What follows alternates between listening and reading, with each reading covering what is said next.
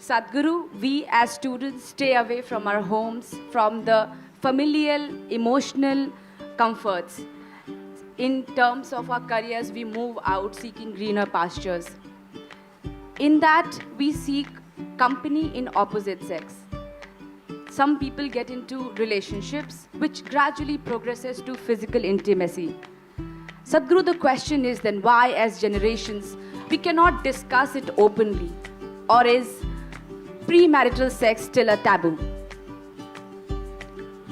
See, this is not some kind of a prescription. This is an individual need. Right now, we must understand this. In this society, we handled human sexuality like this. Before a girl attains puberty, they are named. This is the boy you're going to marry at the age of 6 or 7. They don't marry, but they keep telling him, your uncle's son, this guy, you're going to marry him, you're going to marry him. They're telling him, you're going to marry her. So they have not seen each other, they have not met each other, they have nothing going, but emotionally they're being bound. Before they touch each other physically, they want them to be emotionally bound in a strong way. So this is the technique of the culture, how they dealt with it. So when you become or attain to your puberty, when your body blossoms into certain possibilities, now your emotions are already with somebody. So you handle your body, you don't go wild because your emotions are already attached to somebody. So by the time they're 15, 16, the girl gets married. By the time they're 17, 18, the boy gets married. They get into agriculture or business or whatever, their activity. So one important aspect of the life of the youth is settled. One thing is emotion, another thing is a physical requirement. Both are settled at an early age. And of course, those days children came within a year or 2 years, so they got engaged and they got busy and life went on, all right? Today, our lives have changed because by the time you finish education, most people are minimum 24, 25 years of age. PhD means 30, what, 35? I don't know what It depends how kind your professor is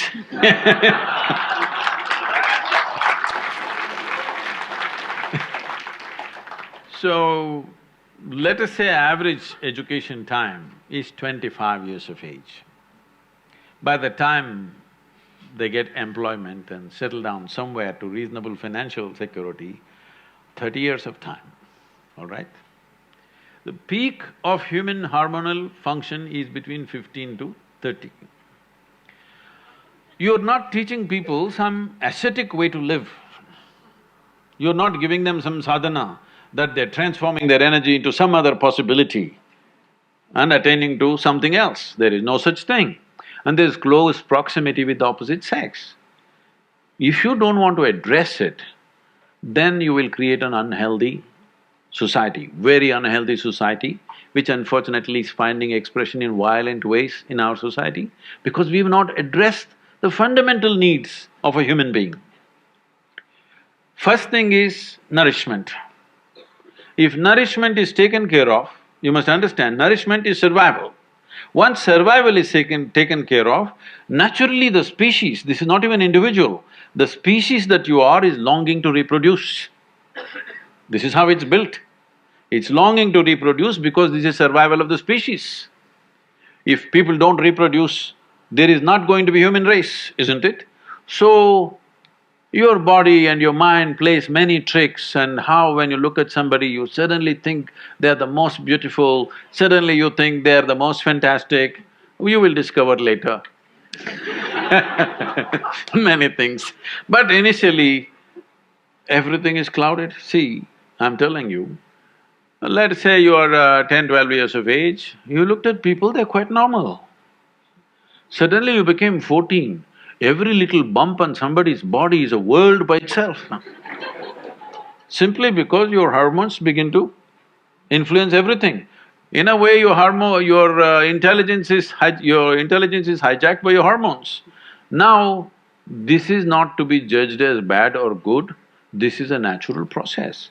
There may be a few people who will go beyond that. It's fantastic for them if they can go beyond that. They're not compulsive about it, they went beyond it, fantastic for that person. But you expect the whole society to go beyond it, you're just stupid. Such a thing doesn't happen. So, definitely the debate of when and how sexuality should happen has to come in.